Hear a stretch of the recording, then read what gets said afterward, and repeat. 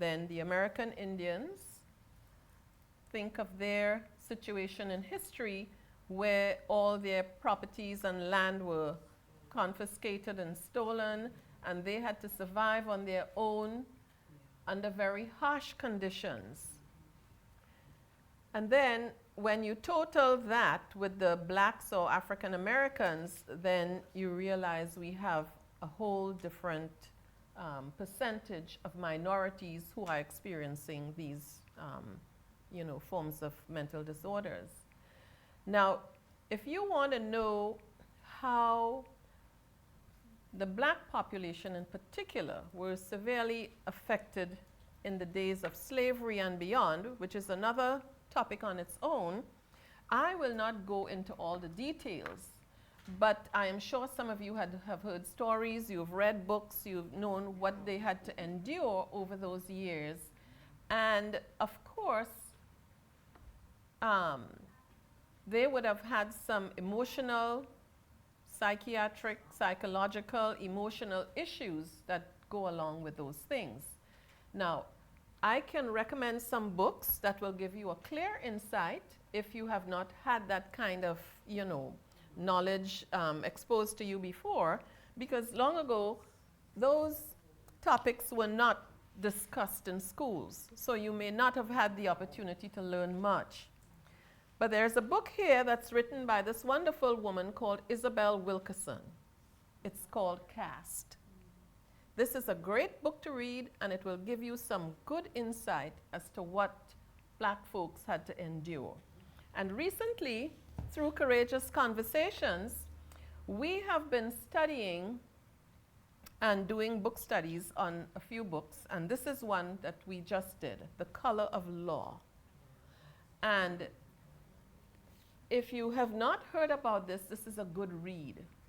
It will show you, by and large, how systematically, for years and years, every possible policy that could have been instituted to keep black folks down and leave them in distress, they mentioned it here.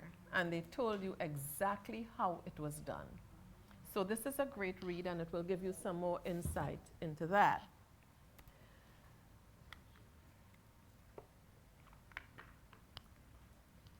So let us look at some of the primary causes of mental illness. Let's look at biology. Genetics and family history may be a cause of mental illness.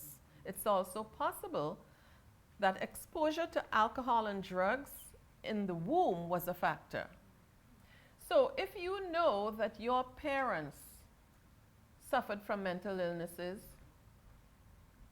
you should check, have some checks done, go get some tests, and just make sure that you're on the right track. Because a lot of times when people suffer from mental illness, they are in a state of denial and they don't seek treatment. So if you find that you're having challenges holding down a job, or you find that people are always, at you for something, or, people are telling you things that they're seeing or observing, and you feel that you need to be checked, just see a professional about it. Let's look at the psychology. Stressful events, like a traumatic experience in a person's life, can alter their psychology and lead to a mental illness. In this case, you don't necessarily have to be born with it, but you talk to people who have fought in the war, or people who served in the army and, experienced different things, and they will tell you.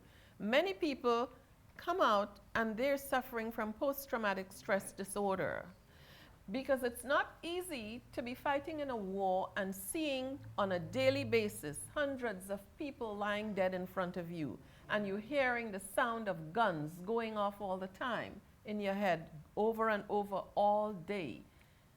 That will affect your sleep at night. It will affect how you see the world. It will affect your thinking. It will affect your behavior.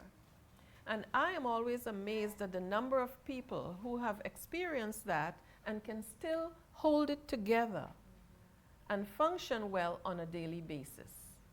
I have had clients who told me in the past they were hearing voices, and very often they have no control, especially if they're not on any medications. If they stop taking their medications, the voices increase, and they have no control over what they hear.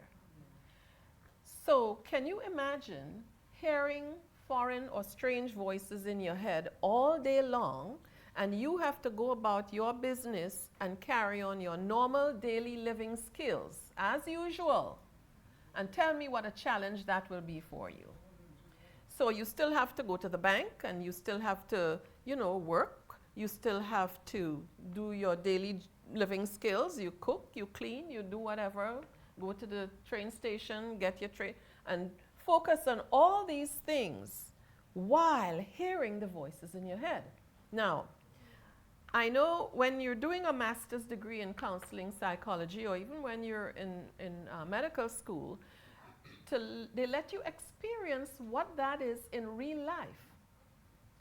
They put on headsets on you, and there's no guarantee that you will know what those voices will be saying in the headsets. And they tell you to go into the community for one day wearing it while hearing these things, and some of them are swearing at you, some of them are in languages that you don't understand, some of them are giving you commands, some of them are just loud and you can't make sense of it.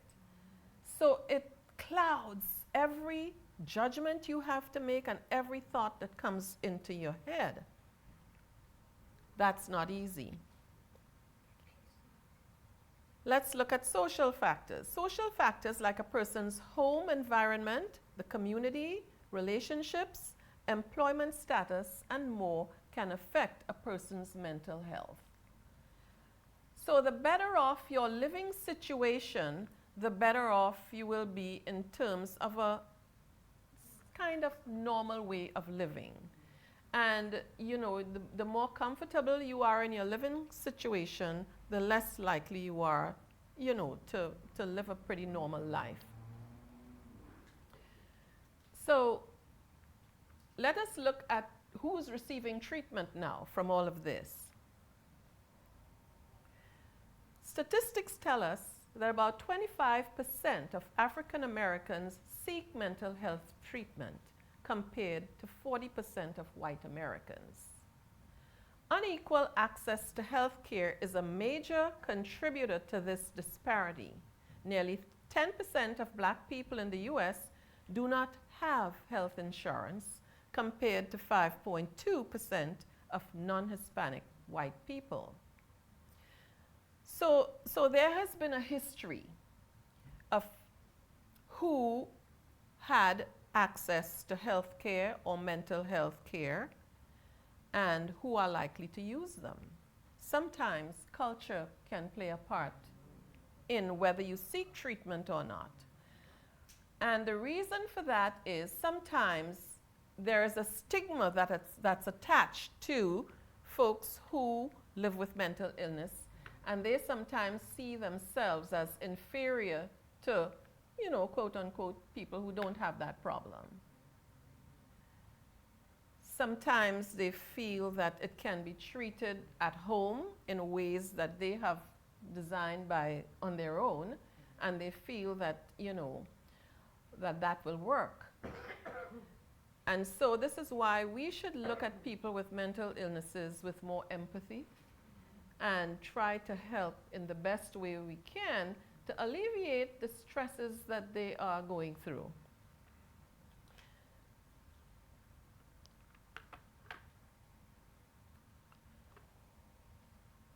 Unequal access to health care.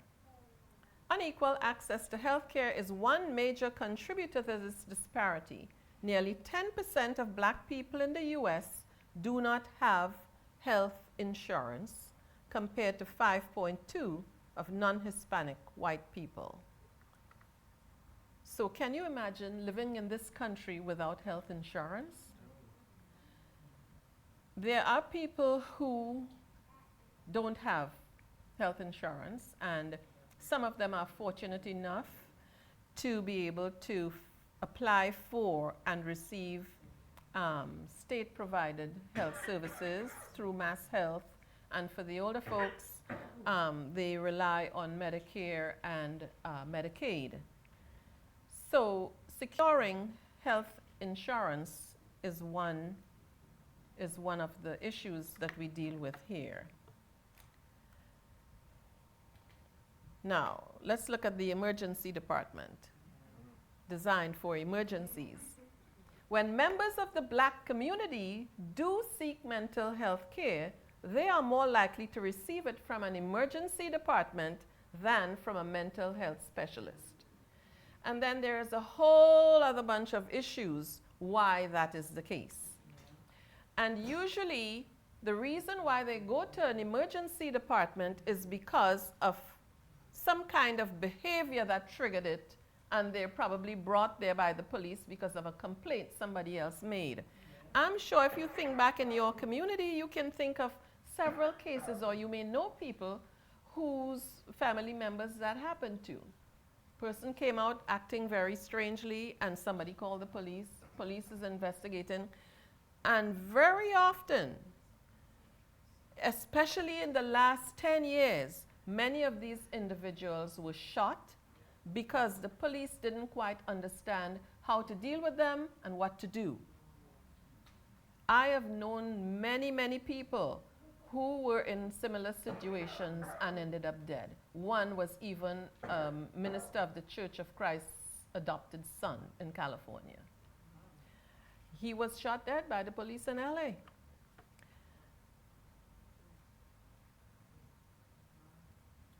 All right, so let's talk a little bit about cultural sensitivity here. According to Crawford, other reasons Black Americans receive less care include the lack of cultural sensitivity by healthcare professionals, African Americans feeling marginalized, and the reliance on family, community, and spiritual support instead of medical or psychiatric treatment, even when it is critically necessary.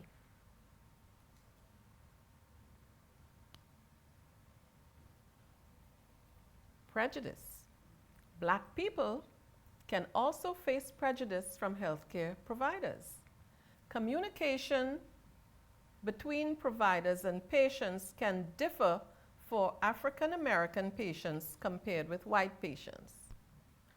This is why I behoove you, if you have to go to any healthcare professional, whether it's for medical reasons or mental health reasons, try to prepare some questions that you would like to ask your healthcare provider. Just don't go blindly and listen to what they say and take that as the gospel. Sometimes you need a second opinion. And I know for some professionals, if the patient did not ask the question, they don't feel obligated to answer because they feel, number one, you might not understand what they're trying to tell you, or it might not be a concern of yours. But, you know, make it your business to ask questions if you have any relating to what you're going through.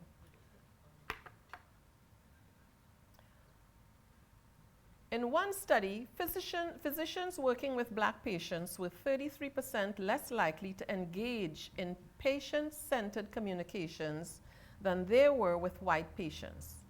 Such discriminatory practices have been connected to patients' increased psychological distress.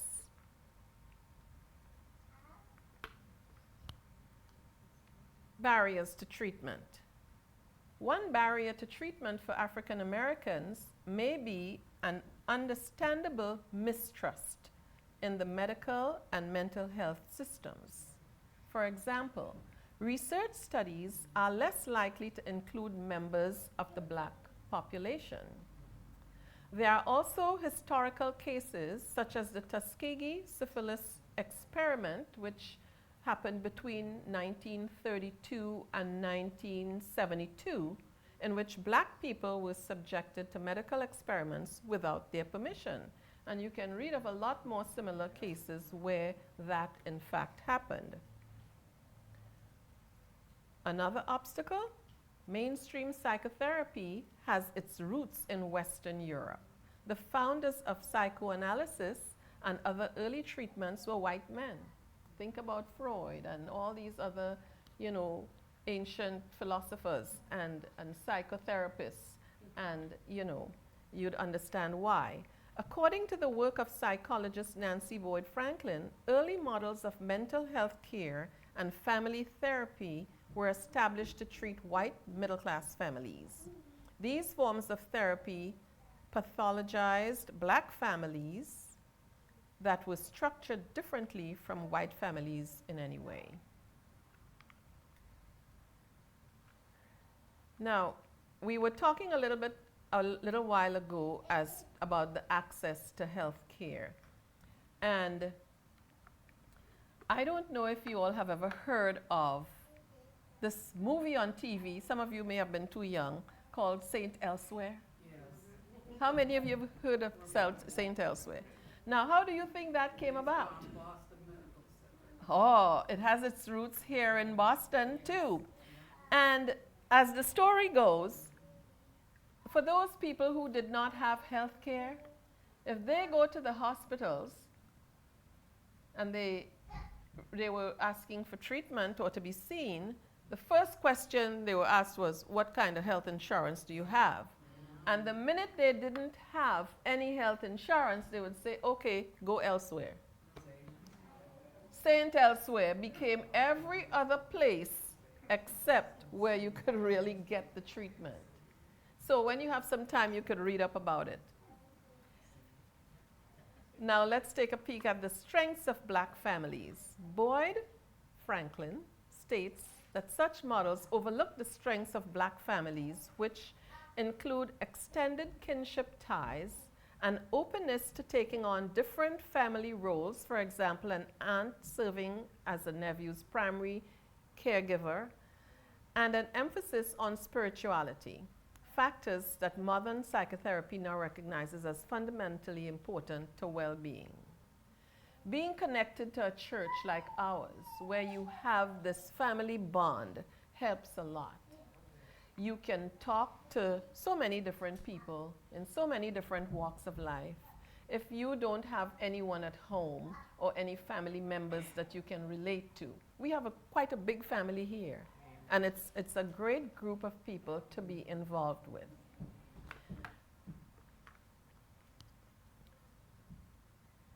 Then too, there's the question of lack of black therapists.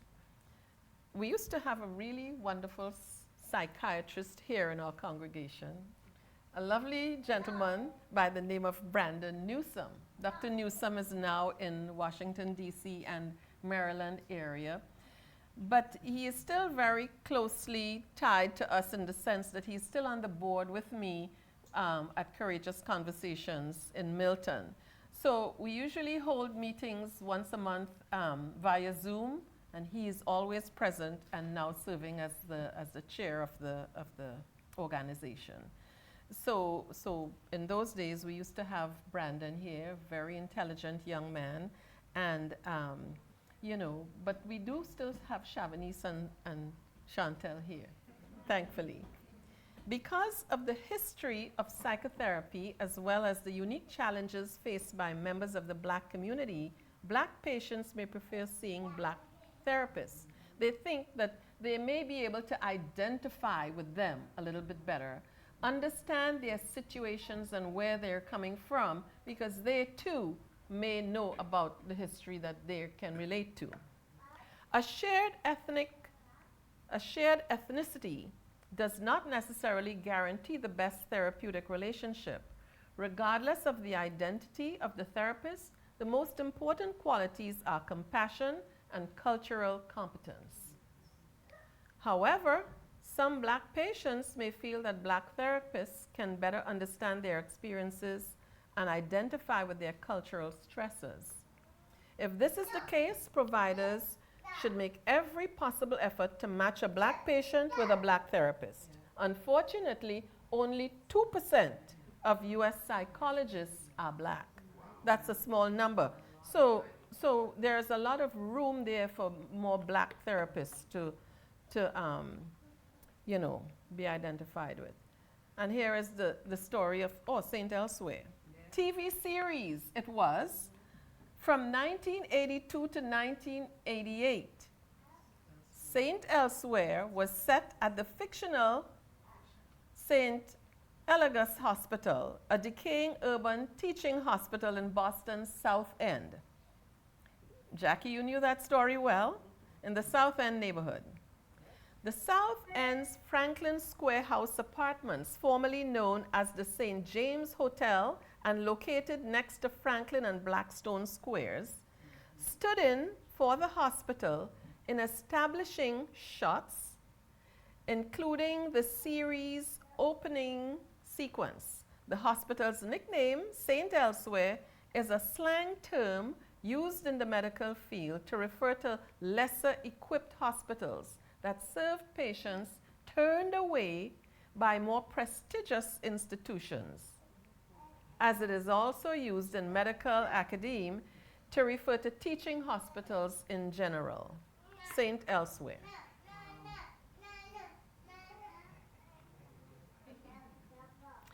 So that brings me to the end of the slides, and I want to have some time here for questions from you all.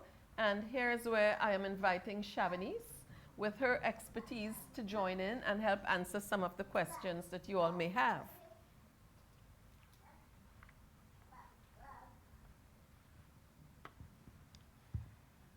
You gave us some statistics. Yes. I'd like to know the ratio of men to women. Oh, that's a good question. I do not have that ratio in my notes, but I can look it up and let you know.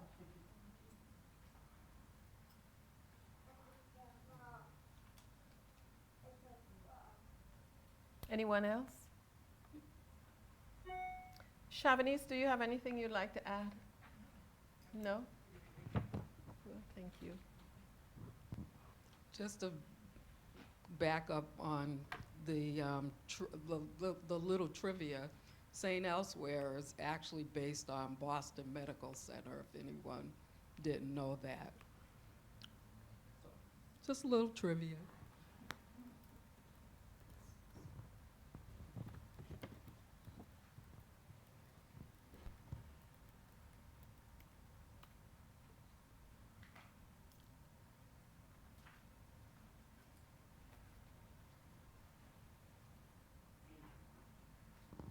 Being that we're not all sane, Janet, some of us have a little touch of craziness in us, Yes. right? Do you know if somebody feels like somebody in their family or even themselves or have mental health issue? Do you know how to start going to find help? And what free resources are there? Because I know you have to, for most places you go, you have to pay up front, right, if you don't have health care. And just the fact that Math Health also covers a lot of those cares. Do you have any idea what kind of centers there are in the Boston metro area Yes. that supports this? There is actually a Department of Mental Health here in Massachusetts, and a quick look up online will give you their number directly, and they will do an intake over the phone and ask some questions and determine the best course you should take. So the Massachusetts Department of Mental Health is the best way to, the easiest way to start. And I just found the answer to Claudette's question. It says in the United States, the prevalence of mental illness in the past year, this was as of 2022, some 26.4% of females reported some type of mental illness compared to 19.7% of males. You're welcome.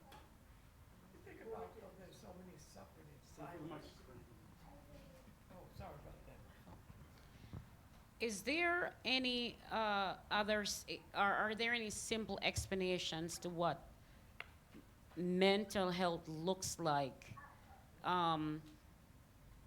in your normal life? Not just hearing voices or feeling like you want to hurt yourself, just normal everyday mental health challenges that you think someone is feeling that they should go to a doctor to Yes. to seek help. That's for. a very good question. And, you know, sometimes, you know, you minding your business, living your life, but then you or other folks may notice simple changes. One, you may not have an interest in the things that you normally would be interested in. You might have a feeling to stay away from people, including not going to work. You feel like you want to stay and hide in a closet every single day. You might have lost your appetite. You don't want to eat anymore. And you probably don't want to shower and go out in the public as you usually do. Subtle things like that. And then there might be changes in behavior. You know, the way you speak to people. You might find that they're becoming arrogant and, you know, very agitated by simple conversations. That's a time for a self-check. You know, when I worked with Bay Cove Human Services, I had a staff person who was a very helpful, very good worker, a very good employee. And I noticed one day he did not come to work. And I thought, well, maybe there is an emergency of some sort, so I just let it slide. And then the next day again, he didn't show up for work. Again, and again, and again, and a whole week went by. I thought, something is wrong. So I tried calling the phone to see what's going on. No answer.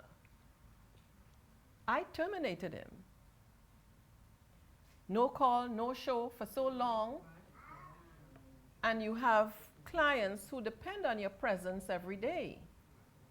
Well, long after the fact, the revelation came out. This individual was dealing with so much stress from being abused as a child that he would hide in a closet every single day. Scared to come out in his own apartment, did not want to come out. And then when he explained what was going on, although I terminated him, I apologized, but I asked him to seek some treatment and get some help. He did. And you know what happened? I rehired him. I rehired him because I knew the kind of work that he was capable of.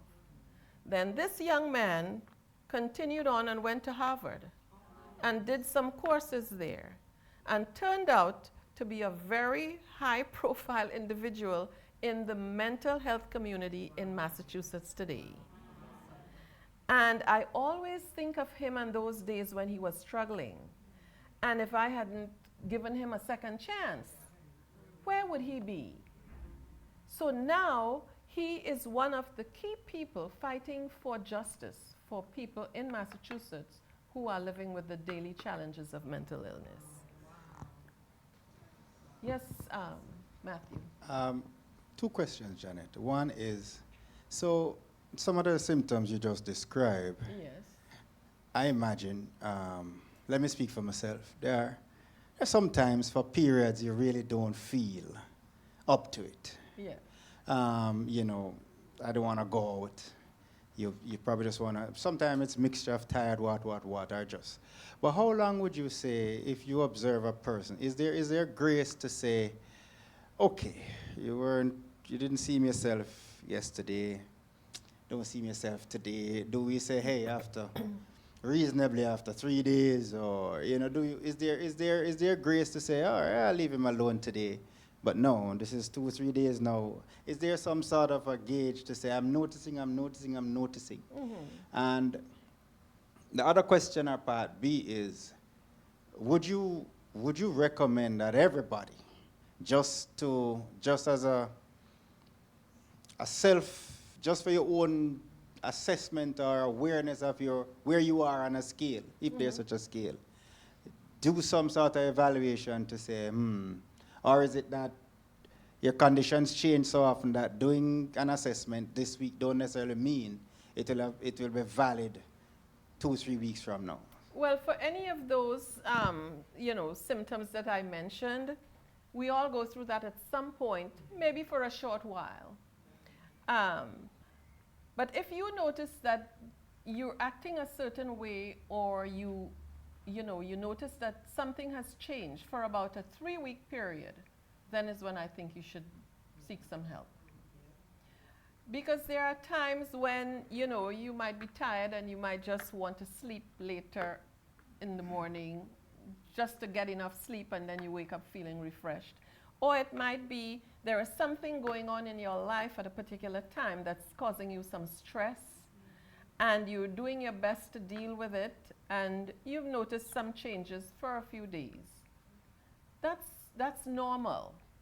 But when you have things happening for 3 weeks and beyond, and you notice that you're losing some control over your feelings, and you're feeling more and more stressed, and you developing anxiety, and you scared, and you're not eating, and you're irritable, then I think you should seek some help. And I'm going to give it to Alex, but I just want to add one question. Yes. Could this be excused as this is just my personality? Well, it might be that you're going through something, might not necessarily be your personality if it's just a few days.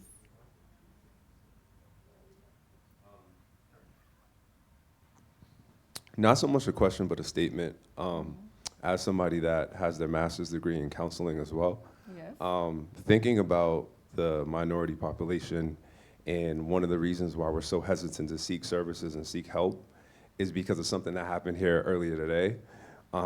When you had said 1 in 4 people suffer from mental health conditions, we heard numerous people laugh or make jokes or say like the lights aren't upstairs. And obviously it's in good humor and nobody meant to be malicious, but in the Black community, that's why people don't seek services. So when we think of people with mental health issues, it's everyday people, people you know, it may be yourself, and it come in all shapes and forms. It could be something as light as anxiety or depression. All of those things are considered mental health issues. So we just have to be mindful of the narrative we build around mental health issues and making jokes and things along those lines, because somebody in your family, your best friend, can be suffering from these things and they may not even tell you. So just be conscious of that as we continue to have conversations around mental health.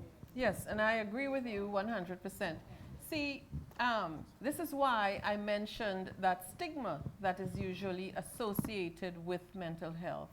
And we have to really try to be more sensitive to people's feelings, because some people, they know they have a condition, but because they don't want to trigger reactions from people who might laugh at them or create some kind of stigma or cause them to be jeered at, they don't want to come out or even seek help.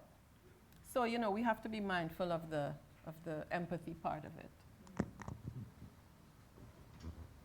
Thank you, Janet, for the information you provided. I have a question. On the statistics that you had earlier about the percentage of Black folk who are affected by mental health issues, Yeah. in comparison to other ethnic groups, has any research been done to find out whether it is their family situation that could have an effect on their mental state? And when I say the family situation is, the Black family in the United States is fractured. Let's face it, it's more single-parent homes and that kind of thing. And there could be a correlation between that not having the stability of 2 parents in the family. And as a result of that, you have these instances where people have mental conditions. After saying that, I just want to mention that's why the church plays an important role within within the society. If because you have within the church, we got people who are married, staying together, raising children, doing those things, even though within those kinds of communities, I should say, you might still find the outlier. You still find someone with a mental disorder. But in the main, it prevents, it stabilizes people mentally, children particularly mentally, to know that husband and wife, father and mother are together, holding everything down, doing what they're supposed to do. Yes, that is quite true. And I believe in a couple slides after that one with the statistics, we talked about the fact that more and more psychologists are seeing the need for that spiritual connection, where children can still feel normal despite whatever is happening at home. And I think many of us will be able to see why, given history, there has been a long-standing number of years and years why sometimes it's difficult to have both parents in the home. Black men in particular were almost wiped out. And there was a time when they were incarcerated for no reason at all, just to make it difficult for the black community to survive.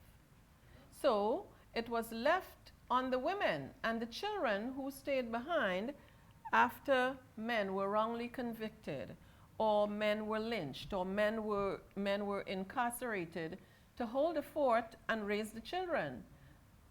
And think of what that mother would have had to deal with just taking care of the kids without a father in the household. And well, even today, while we don't have slavery going on, there are certain situations that are causing, you know, dire stress on families, whether there are two parents in the home or one.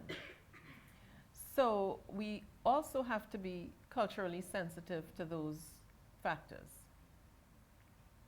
But thank you for that comment.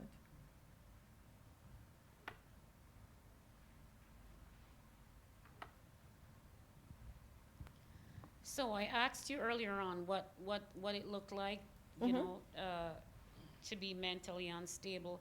Where I'm from, and I'm sure a lot of people that are in here that are from Jamaica, when you were mentally unstable in Jamaica when I was growing up, you were this madman on the street walking naked with your hair, dreadlocks, and people are afraid of you, and some would stone you with stones or whatever. And the last thing you want to be compared to is that madman walking the streets.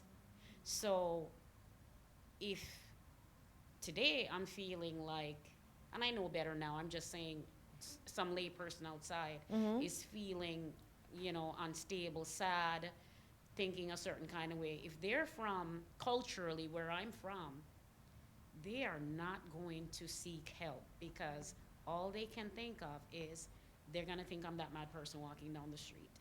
So how do you reach someone like that to let them know this is, quote unquote, you're not crazy, you're not that mad person walking down, but this is something normal, even though it's not normal. But this is something normal that you are going through. I have known situations of people who were fighting war, ended up in Germany, mentally ill, ended up homeless, and refusing treatment.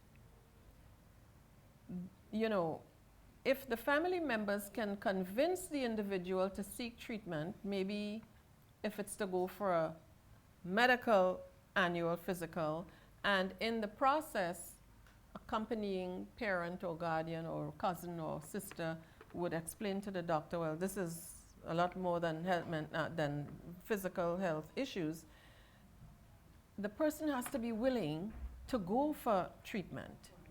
And if you see the marked difference there is between someone who is taking medication for a mental illness and someone who is not, it's like night and day. The medications that they have now are very advanced. Many of them go a long way in helping people to live very normal lives. They're able to stabilize them to the point where they can seek jobs and hold on jobs for a very long time. The problem is sometimes they feel so good that they feel they no longer need the medications. They stop and they relapse. They have to go back into probably a hospital for stabilization and medication and let them know you cannot come off of it. There used to be a time when the medications that mentally ill clients took would shorten their lives by as many as 25 years. Not anymore. They have very advanced medications now that will work, that will almost eliminate the voices that some people hear. It will take away all kinds of symptoms for different things they're experiencing and help them live normal lives where they can live in their own apartments by themselves as long as they stay on the medications. But the person has to be willing to seek treatment and stay by the medication regimen. Thank you, great question.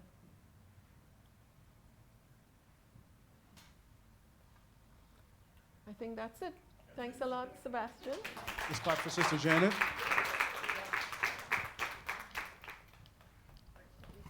Oops, thank you.